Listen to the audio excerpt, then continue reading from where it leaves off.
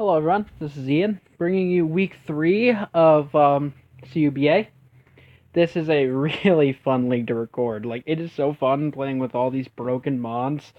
My first 3 picks, getting Mega Metagross, Tornadus, Therian, and Infernape, they are so fun. So fun to prep with. And, what's not fun, though, is that this week, I'm going against Tapu Lele. Rudiger67 Dom and the Cleveland Escavaliers. He has Tapu Lele, and my best switch in is Mega Metagross. Oh boy. I say Mega Metagross is the monster, and it is, because of how fast it is, but Tapu Lele is a monster.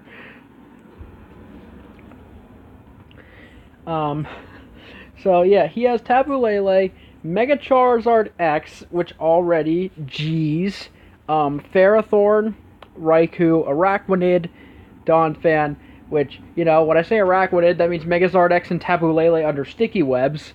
Oh boy. Alola Persian, Mega Aerodactyl, Gengar, Hitmonlee, and Ambipom. Now, you may notice he has 2 Megas. He has Megazord X and Mega Aerodactyl. Now, I didn't have to explain this before because I've only fought teams that only had the chance to bring 1. But yes, you can draft 2 Megas, as many Megas as you want actually, and you can bring them. The only restriction is that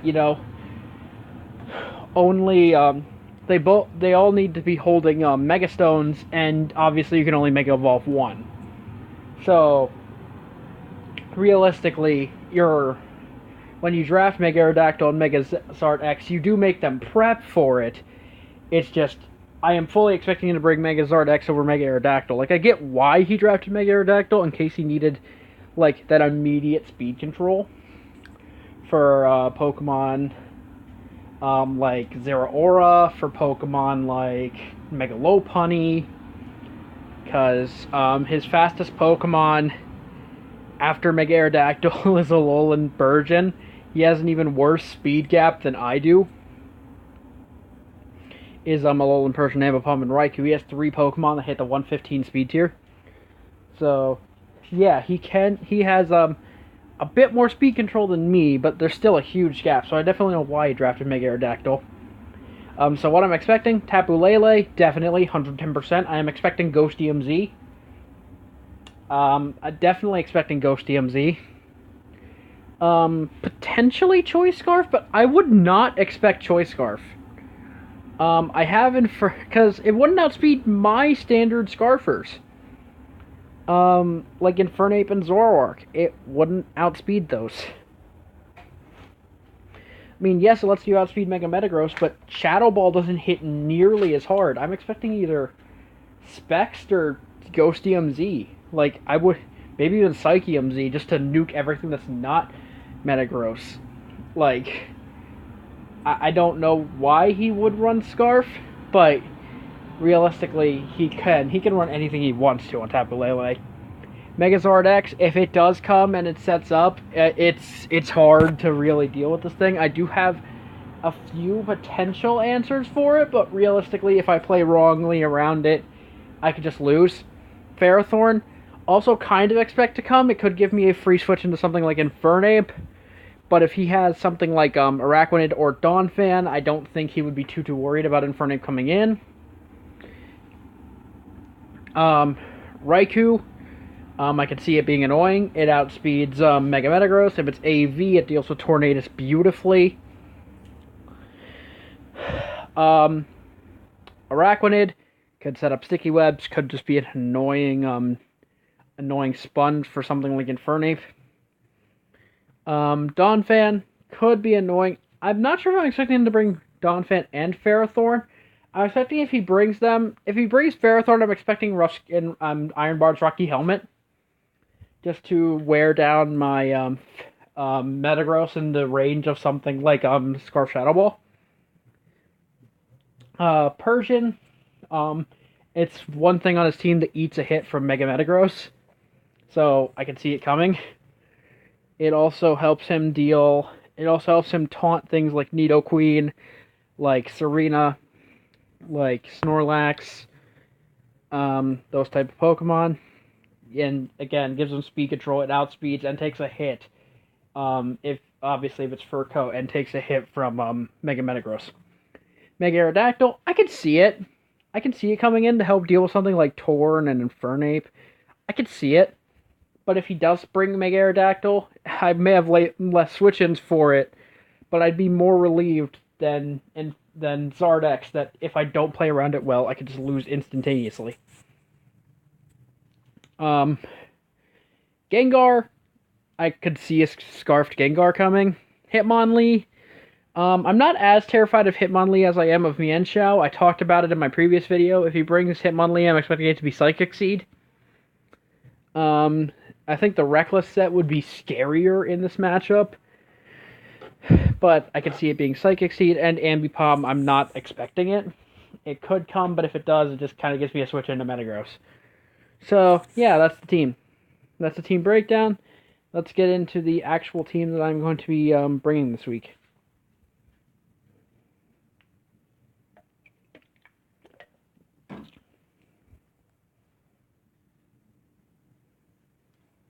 Couldn't connect the server, my ass.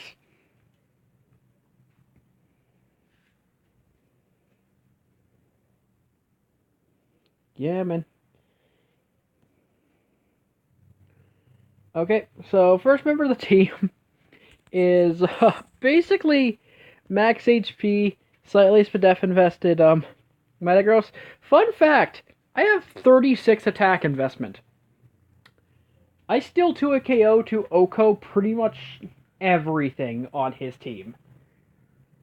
I'm minus defense with Grass Knot and Hidden Power Fire. I just wanted the extra 2 coverage moves for Ferrothorn and Donphan. It frees up my Mega Metagross if one of those goes down. Zen Headbutt, if he gets up Psychic Terrain for me, Zen Headbutt just clean hits something incredibly hard. So yeah, that's that. I just find it incredible that I can just run 36 attack investment and still pretty much destroy everything on his team. So that's really it for Mega Metagross. I feel bad that I'm not putting much time into Mega Metagross, but yeah. Also, the HP and SPDF investment is so that I can take a if I do have my Metagross Mega Evolved, I can take a Never-Ending Nightmare upon switching, so that would be great.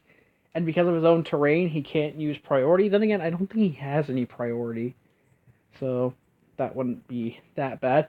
Up next, I have physically defensive leftover Snorlax with Facade in case he is a slightly bulkier Will-O-Wisp set. I can still hit that thing for good damage. Earthquake will always break a sub. Toxic is there to stall him down. And Flamethrower, because again, if I get rid of Ferrothorn, I just get to click my physically offensive dual stab with Metagross that he really has no switch in for, and something just dies. So, yeah. So, the 16 speed EVs is to help, is just to outspeed something like Ferrothorn in case he attempts to speed creep. Yeah, and the attack investment is just because I didn't think I needed the SPDF investment. Up next we got Scarfed physically offensive Zoroark. Because Scarfed Foul Play. Scarfed Foul Play after Rocks will knock out a +1 Mega Charizard X. Knockoff does way more damage to Tapu Lele. I think it kills after 2 Stealth Rock switch-ins, potentially 3, depending on how much bulk he has. Flamethrower specifically for Ferrothorn, and U-turns for momentum. Depending on what he brings, I might lead with Zoroark disguised as Mega Metagross. If he has Ferrothorn, I will turn one, click Flamethrower, expecting him to switch into Ferrothorn on my Mega Metagross and just get huge damage off on that thing immediately, and I won't have to worry about it basically for the rest of the match. So yeah, that's Zoroark. Hopefully I can catch him off guard with it. Farah the Tornadus is my next member. I had to bring Defog just because he has a Ferrothorn and Hazard Stack is an option. Hurricane for stab, U-turn for momentum, and I mean he doesn't really have good switch-ins to Hurricane realistically, other than Raikou. And if I see he has Raikou, I'm probably gonna be clicking U-turn a lot. With Steelium Z Iron Tail. Now, Steelium Z Iron Tail blows back Tapu Lele, and I have enough HP and Spadef investment that I have a very good chance to live a Specs Psychic by Tapu Lele. The only thing I sure do not live is a Psychium Z upon switch-in, and I would not expect him to be Psychium Z, I would expect him to be Ghostium Z. And if he does if I do ultimately lose this to a Scarf Tapu Lele, it's not that big of a deal because I do have 2 Scarfers that outspeed it. It can't kill Mega Metagross very well. It's, realistically, if it is Scarf, it's not that big of an issue. But because it is potentially a big issue, I have, Pyapa Berry, Nidoqueen. Now, this is also here for a potential, what's its face? Hitmonlee.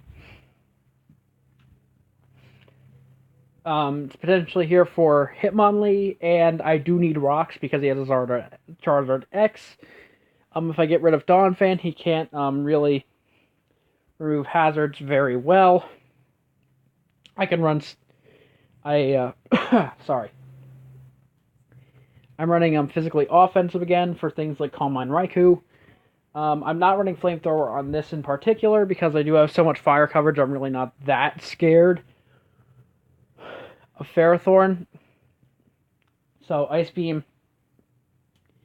even with an attack decreasing nature, special attack decreasing nature will do a good chunk to Donphan, depending on how much Spadef investment he has. It will potentially even, to a KO. So, yeah, that's Nidoqueen. And then finally, I had a heat set for Infernape in mind, but ultimately I decided to go double Scarfers, because I am scared of Charizard X, and if Zoroark goes down, I want a way to revenge kill it at her Stealth Rocks. Flare Blitz, Close Combat, Stone Edge helps me blow back non-Mega Evolve Zordex in case he wants to play mind games with me. Helps me deal with Araquanid. I was going to click Thunder Punch, but if he stays in regular and I don't have rocks up, it's going to do around 50 to 60%. And then he gets to Mega Evolve and just start Dragon Dancing up or boosting on me, and I don't want that, so I would rather risk Stone Edge and U-turn for momentum. So that's the team running double Scarfers for Megazord X. This for Tapu Lele, this to lure Tapu Lele. Realistically, my entire team is about not letting Zardex and Tapu Lele run me over.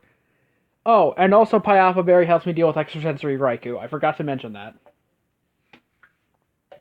I will live a Z Extrasensory at +1 and get to hit him with a Earthquake. So that is really good, and then that puts him in range for either of my Scarfers. So we're going to get into the actual match here. Good luck, have fun to Rudiger. And he brings the Tapu Lele, obviously, Charizard X, obviously, Araquanid, expecting Alolan Persian, he did bring it, Hitmonlee, he did bring it, and Donphan. No Ferrothorn, and no Raikou, so I don't need to worry about those Pokemon, which is nice. I don't need to worry about Mega Aerodactyl, outspeeding everything aside from my 2 Scarfers. Tornadus looks beautiful in this match. Snorlax, my thick fat Snorlax is a pivot into Megazord X and allows me to, have a way of dealing with it. I will die to a +1 Dragon Claw, but depending on how much damage I get off on this, he will not be able to sweep my team. If he will either have to settle between, getting to +1 or just taking tremendous amounts of damage on his Charizard to the point where he can't sweep me anyway. So my thick fat Snorlax is going to be pretty decent in this match. And my double Scarfers do look really good here. I do have to worry about Hitmonlee, but as long as I keep my Nidoqueen relatively healthy, I should be fine. So I'm going to lead Tornadus, and he's going to lead Alola Persian. Turn 1, I just get to fire for Hurricane. He has no Hurricane resist because he didn't bring Raikou. That does 65%. And he goes into Donphan, which I just click U-turn out on, just in case he's randomly banded Stone Edge. I go into my Snorlax. I do want to get a Toxic off on this Donphan, and I will still live any hit all the way up to a +2 Charizard X. And now expecting him to just go for rocks, I'm going to click Toxic here. Get a Toxic off on this Donphan, leaving him less inclined to stay in. I will go into my Torn.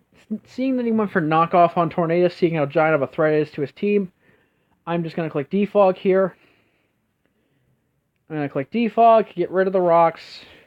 And even if he does have Stone Edge, I will live it. He goes for knockoff, sees the MZ move, does nothing. I click Hurricane again, get huge damage off on this to reveal that he is Spadef. I will click Defog just in case he decides to not go for Stealth Rocks.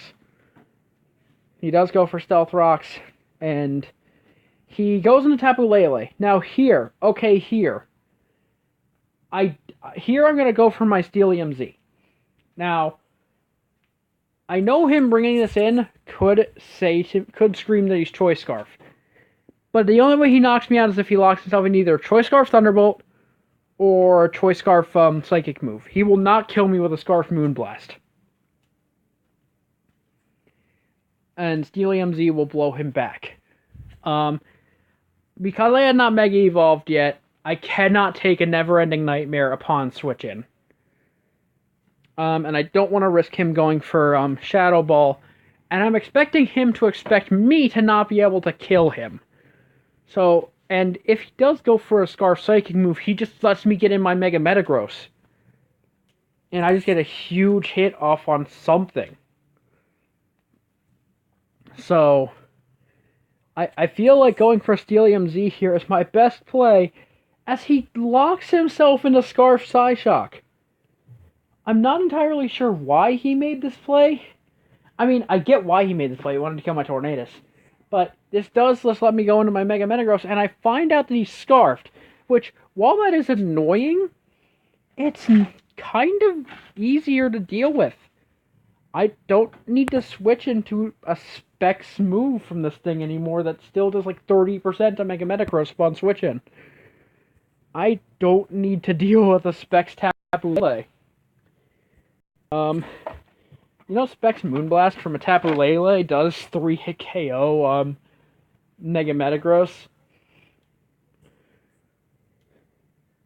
So, we go to Mega Metagross. Realistically, there was no reason for me not to click Iron Head, but I will click Zen Headbutt here. I wasn't expecting him to go hard Persian, just because I was expecting him to save that for something like Zorwark. But yeah, I get to go Zen Headbutt, and that's with only 36 attack investment. That did 87% in Psychic Terrain. That is a defensive Araquanid, and that did 87% with like no attack investment. So now I'm just going to click Iron Head after, kill off the Araquanid. He gets to go into Alolan Persian. Yeah, I wasn't expecting him to go into Alolan Persian, especially because I got that Hurricane off earlier. So I'm gonna go into my Infernape. I locked myself into close combat, which could have been a misplay, but if he went into Zard, I would have went hard into Snorlax, clicked Toxic. If he Dragon Dance stuff twice, then I could have clicked Facade after, get huge damage off, and then make him choose Pokemon to sack off this. Because at this point, I do believe I am in control. Scarf U-turn would not kill, and I would have had to pick something to go into this. And if I went into Zoroark, if I clicked U-turn and went into Zoroark, as he parting shotted, then he got to go into Hitmonlee and potentially mess me up. So, yeah, so he's going to go Tapu Lele, and I'm actually just going to stay in here. Like, I don't have the best switch in. I could have went into Zoroark or Snorlax, expecting him to go for Shadow Ball, because realistically Shadow Ball will still kill me. So, because he knows I'm Scarfed, and yeah. But, losing, as long as but because he's locked himself into Shadow Ball, I can just go into my Nidoqueen and click Rocks. If he goes Zoroark, I will be able to, if he goes Charizard, I will be able to just spam Poison Jab and do really good damage to him. If he Mega Evolves, then I get to click Earthquake.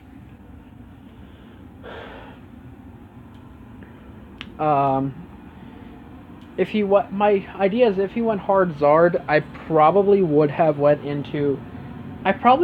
hard Zoroark or hard into Snorlax again. Because I had Snorlax, I wasn't too worried about Zard coming in. So I will just go into my Nidoqueen, get up Rocks. He's going to go into Hitmonlee to wear me down. Get 60% off. I'm going to go for Poison Jab. That's going to do 64%. And, yep, he goes for Earthquake twice. I'm going to go into Doomfist. Even if he crits me, that will not knock me out. I'm going to go for Iron Head because I don't want to miss Zen Headbutt. And because he goes Zard first, if he Mega Evolves, it's a roll to live. And this is my fault. I should have made sure. Well, I couldn't live a Never-Ending Nightmare upon switching and ensure that I 100% KO Zard with my attack investment. But at this point, even if he does live and Dragon Dance up, he can't Dragon Dance Roost stall my Mega Metagross, because eventually I will either crit him or whatever. He's gonna stay in regular form, perhaps expecting me to have Earthquake, or just hope I miss Zen Headbutt, but I just get to go for Zen Headbutt, and it's not a roll because he stayed in regular. So, last Pokemon is the Tapu Lele. He can't lock himself into Shadow Ball, because it won't KO Zoroark, and it won't be able to touch Snorlax, so he has to lock himself into Moonblast. Because he's Scarfed, I will live very comfortably, get to click Iron Head, kill off Tapu Lele, and that is the end of the game. And Mega Metagross finally gets to get some action here. Gets 4 kills in the one game I don't bring him offensive. So, yeah. GG to Rudiger. That was really fun. Fighting Tapu Lele. I never want to fight that again. I really hope I don't see you in playoffs. That thing sucks to go up against. I'm not entirely sure we fight next week, but, I'll be here recording the video, putting it up. Even if nobody watches it, it's for me, because I want to use Mega Metagross. And Mega Metagross finally worked its way into the top 5 of the kill leaderboard with 4 kills this week. Fun fact, Azumarill is still, very high up on the kill leaderboard just from week 1. Azumarill actually hasn't died yet this season. I think it's the only Pokemon that I've brought into a game, well, aside from Snorlax, that I've brought into multiple games that hasn't died yet.